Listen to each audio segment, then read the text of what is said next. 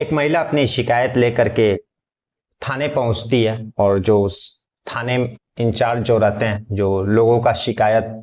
लेते हैं, देखते हैं, वह उस महिला से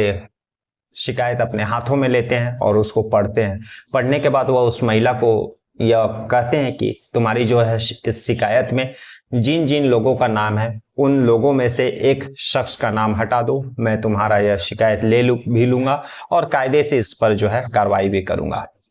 जब वह नाम महिला को बताते हैं कि उस शख्स का नाम तुम हटा दो, और महिला जब यह बात सुनती है तो वह उस जो शिकायत लेने वाले पुलिस अधिकारी रहते हैं थाना में, उसको यह कहती है कि यही जो नाम आप हटाने के लिए बोल रहे हैं वही शख्स तो मेन आरोपी है, उसी ने तो वारदात को अंजाम दिया है, मैं उसका नाम कैसे हटा सकती हूँ। इतना सुनने के बाद वह महिला मानती नहीं है और जो शिकायत लेने वाले अधिकारी रहते हैं वो अपने सीनियर को फ़ोन करते हैं, यानी जो उस थाने के जो इंचार्ज रहते हैं उसको फ़ोन करते हैं और बात करते हैं, बताते हैं कि जो महिला आई है और शिकायत लेकर के उसमें जो है फलना एक शख्स का नाम है और वह शख्स जो है फलना पार्टी से है। जो थाना इंचार्ज रहते हैं, जो शिकायत लेने वाले, उनसे जो जूनियर अधिकारी रहते हैं उसको वह निर्देश देते हैं कि किसी तरह से यह मामला जो है टालने की कोशिश करो, अगर महिला जो है वह नाम अपने शिकायत से नहीं हटाती है। यह सारी बात जो है फिर से वह महिला को बोलते हैं कि तुम वह किसी तरह से नाम हटा दो शिकायत से, मैं तुम्हारी शिकायत ले लूंगा और उस पर कायदे से कार्रवाई भी करूंगा। लेकिन महिला मानती नहीं है और उसके बाद जो है थाने से उसको बेरंग खाली हाथ लौटा दिया जाता है, उसका शिकायत लिया नहीं जाता है। थक हार करके महिला रिक्वेस्ट करती है लेकिन फिर भी वे लोग मानते नहीं है, शिकायत लेते नहीं है और जो है टाल मटोल करने लगते हैं और उसको थाने से वापस कर देते हैं। लेकिन उन पुलिस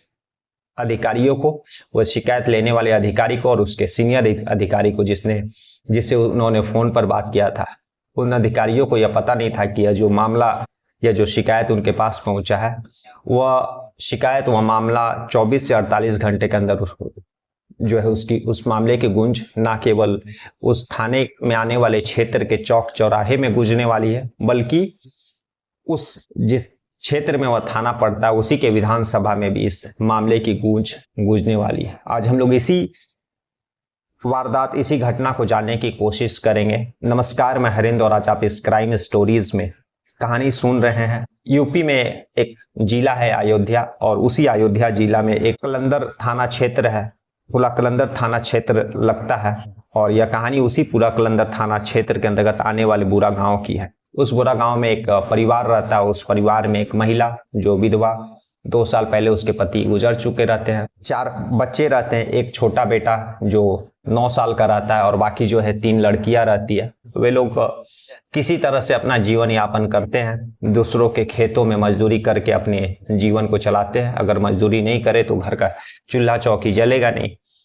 तो किसी तरह से पति गुजरने के बाद वो अपने बच्चों को संभालते हुए मजदूरी करके, और जो बच्चे थे वे लोग भी गांव में दूसरे के खेतों में मजदूरी करके अपना जीवन यापन, पालन पोषण कर रहे थे। लेकिन तभी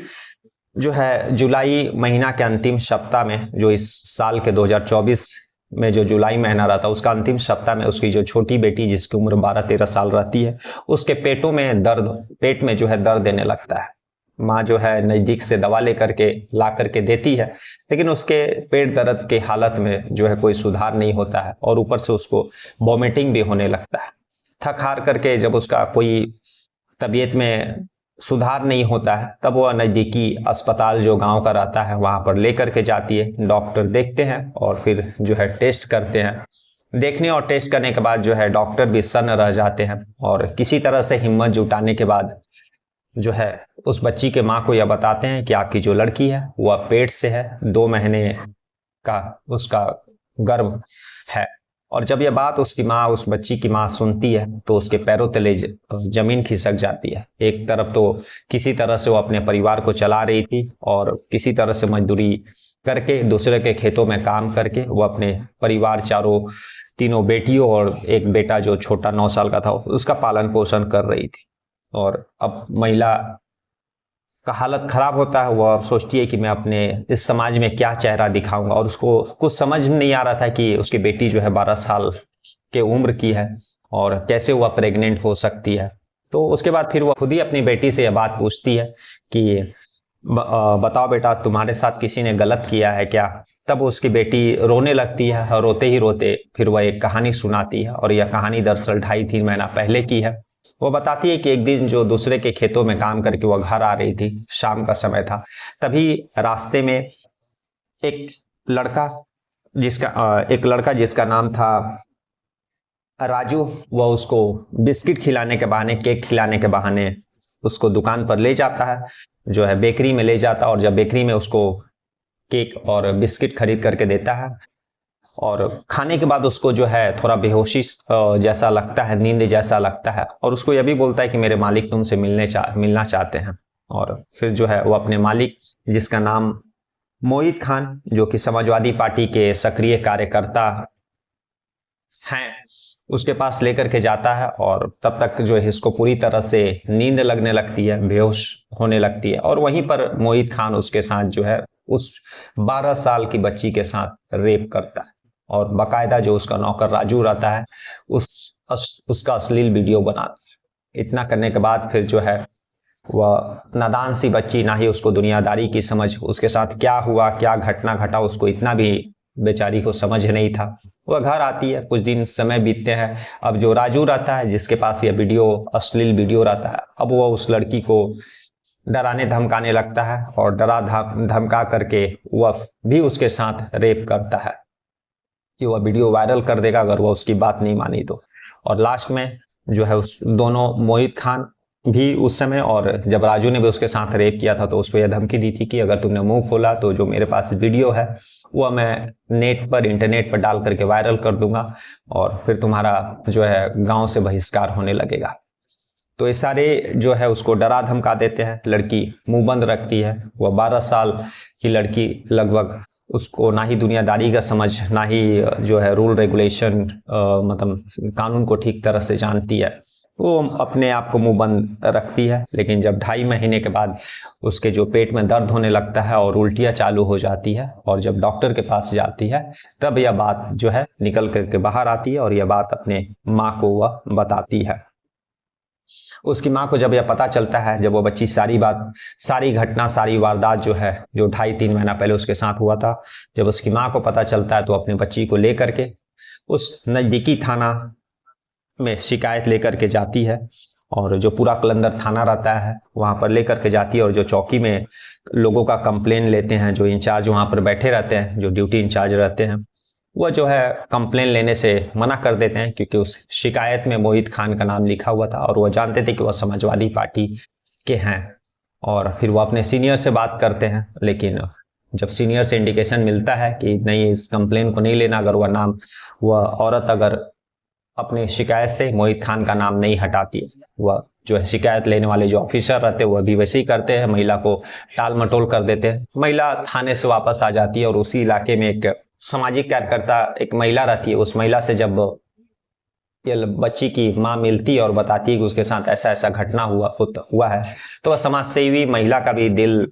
पिघल जाता है, उसका भी जो पैर तले जमीन खिसक जाता है कि एक 12-13 साल की लड़की के साथ इस तरह की हैवानियत। फिर वह उस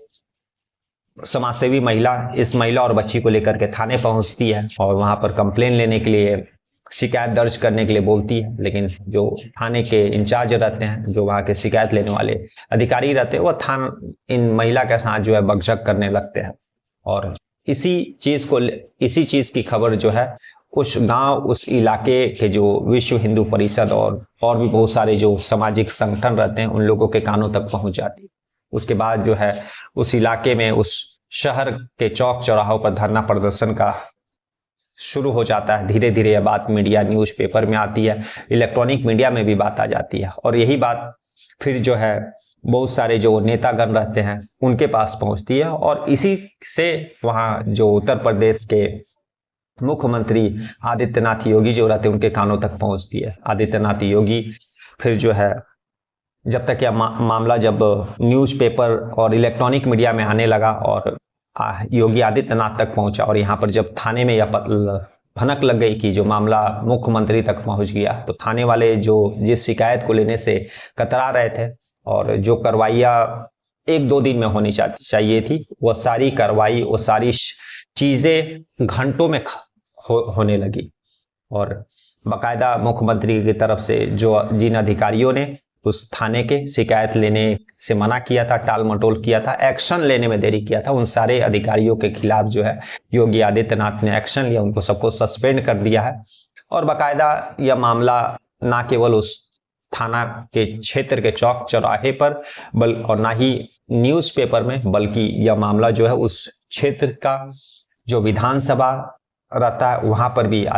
योगी आदित्यनाथ ने इसको उठाया। तो यह मामला जो है विधानसभा से लेकर के उस राज्य के जिलों से लेकर के चौक चौराहों से लेकर के उस थाने तक गूंजने लगी। और उसके बाद फिर जो है जो आरोपी रहते हैं उनका जो है यूपी में, जैसा कि आपको मालूम है, अभी कोई भी इस तरह का गलत काम करता है तो सरकार जो है उसका अवैध संपत्ति को ध्वस्त करती है। तो मोहित खान का जो बेकरी का शॉप था वह अवैध निर्माण था, उसको प्रशासन ने तोड़ दिया, मोहित खान को भी गिरफ्तार करके जेल भेज दिया। और अभी सबसे पहला जो प्रशासन का यही प्रायोरिटी था कि जो उसके पेट में गर्भ है और जिसका नाम मोहित खान का जो नाम ले रही है उसका दोनों का डीएनए ले करके मैच करने के लिए भेजा गया है। और उम्मीद है कि वह मैच कर जाएगा ताकि उसके बाद जो है आरोपी को सजा दिलाने में आसानी होगी। और पुलिस ने मोहित खान के ऊपर पोक्सो एक्ट के तहत मामला दर्ज किया है। तो अब उनका राजनीतिक करियर तो छोड़ दिए, जो नॉर्मल करियर है वो भी अब सलाखों के पीछे वर्षों तक वह बाहर के सूरज नहीं देख पाएंगे। मुख्यमंत्री योगी आदित्यनाथ है वह उन्होंने बुलडोजर चला करके उसका जितना भी अवैध संपत्ति है उसको ढा दिया। शायद यही मैसेज देना चाहते हैं कि जो बुरा करेगा उसके साथ बुरा होगा। अभी और भी जो मोहित खान के और भी संपत्ति की जांच हो रही है कि कितनी उसकी व्हाइट कमाई है, कितनी ब्लैक कमाई है, और इस पर भी जो है प्रशासन कार्रवाई करेगा। उसका जो बेकरी का लाइसेंस है उसको भी रद्द कर दिया गया है। बाकी जो कानूनी रूप से उसको जो सजा पोक्सो एक्ट लगा दिया गया है, अभी डीएनए के लिए भेजा गया, उससे कंफर्म हो जाएगा कि जो लड़की के गर्भ में जो बच्चा पल रहा है वो मोहित खान का ही है या फिर उसके पीछे क्या राजनीति है, क्या साजिश है। तो आने वाले समय में यह जल्द से जल्द क्लियर हो जाएगा। एक राजनीतिक कार्यकर्ता एक 12 साल की बच्ची के साथ इस तरह का हैवानियत किया कि इस कहानी को सुनाने में भी शर्म आती है कि पता नहीं मानवता किस ओर जा रहा है। कल हम लोग फिर ऐसी किसी कहानी के साथ मिलेंगे, तब तक के लिए नमस्कार, जय हिंद, जय भारत।